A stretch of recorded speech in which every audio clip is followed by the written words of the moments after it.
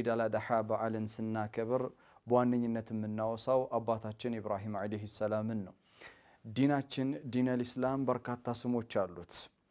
ኢስላም አንደኛው ስም ነው፣ ዲን ሌላኛው ስም ነው። ሚለተ ኢብራሂም የኢብራሂም ጎዳና ተብሎ ደግሞ ይጠራል። ሚለተ ኢብራሂም የኢብራሂም ጎዳና ተብሎ ይጠራል ዲናችን። ይሄ ትልቅ ለኢብራሂም አለይሂ ሰላም አላህ የሰጣቸው ክብር ነው እና ዛሬ ኢዳችሁን በአማረ ሁኔታ እያሳለፋችሁ ጥቂት ስለ አባታችን ስለ ኢብራሂም አለይሂ ሰላም እንድንተዋወስ ፈልጋለሁኝ።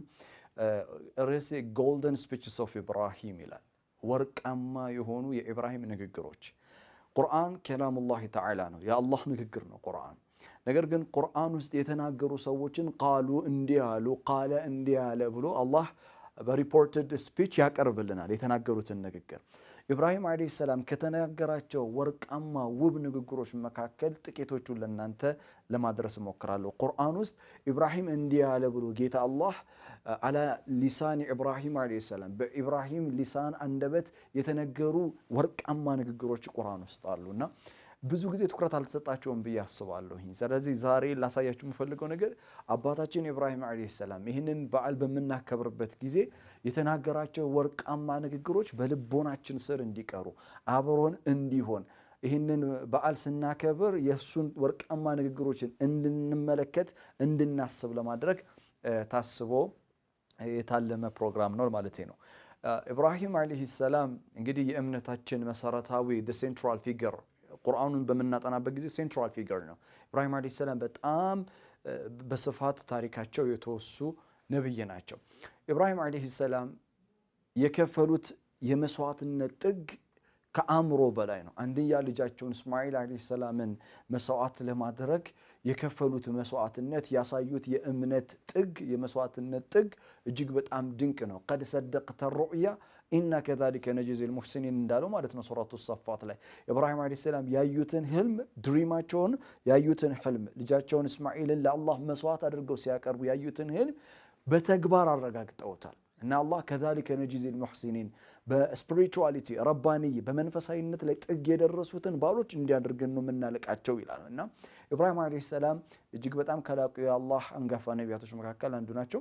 ነቢዩ መሐመድ አለይሂ ሰላቱ ወሰላም የመጡበት ዋና ተልእኮ መካከል አንዱ ከተልእኮቻቸው መካከል አንዱ የአባታችን የኢብራሂም አለይሂ ሰላምን ክብር ዳግም ከፍ ማድረግ ነው። to revive the legacy of ኢብራሂም ነው። የኢብራሂምን ሌጌሲ የኢብራሂምን ክብር ከፍ ለማድረግ ነው የመጡት። በነገራችን ላይ ታላላቅ የሚባሉ ሃይማኖቶች በምድራችን ላይ ያሉት እስልምና፣ ክርስትና፣ አይሁድ እምነት በክርስቲያኖችና በአይሁዶች አብርሃም ተብሎ ይጠራሉ። ኢብራሂም አለይሂ ሰላም በእኛ ደግሞ ኢብራሂም ይባላሉ። ሶስቱም እምነቶች የእምነታችን አባት ናቸው ኢብራሂም ብለው ያወሳሉ። ያ ማለት ኢብራሂም አለይሂ ሰላም በጣም ትልቅ መቃም እንዳላቸው ደረጃ እንዳላቸው ያሳያል። ኢኒ ጃኢሉከ ሊናስ ኢማማን ብሏቸዋል አላህ በመንፈሳዊ መሪነት ስፒሪቹዋል ሊደር ፎር ዘ ኢንታየር ሂውማኒቲ ለሰው ልጆች ሁሉ የመንፈሳዊ መሪ እንዲሆኑ አላህ መርጧቸዋል። መንፈሳዊ ቃለ ኢኒ ጃኢሉከ ሊናስ ኢማማ ብሏል። ለሰው ልጆች ሁሉ ኢማም አድርጌሃለሁ መንፈሳዊ መሪ አድርጌሃለሁ ብሎ አላህ ኢብራሂም አለይሂ ሰላምን መርጧቸዋል። ስለዚህ በሌሎች ሃይማኖቶችም ኢብራሂም አለይሂ ሰላም ይወሳሉ፣ ይከበራሉ።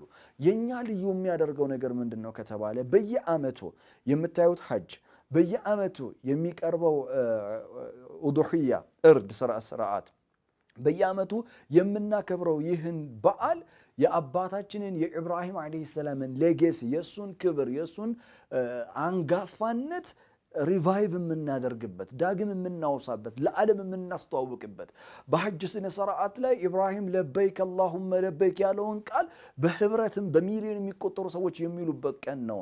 ስለዚህ እንደ እኛ ኢብራሂም አለይሂ ሰላምን የሚያልቅ የሚያከብር የለም። ከዛ ባሻገር በጣም በሚገርመው በተሽሁዳችን ላይ ኢብራሂም አለይሂ ሰላም ሳይወሳ አልፎ አያውቅም። ይሄን ያህል ሙቀዲማ ስለ ኢብራሂም ከተናገርኩ አለይሂ ሰላም ወደ ወርቃማ ንግግራቸው እንምጣ። ቁርአን ውስጥ the golden speeches of ኢብራሂም የኢብራሂም ወርቃማ ንግግሮች የምንላቸው በርካቶች ናቸው።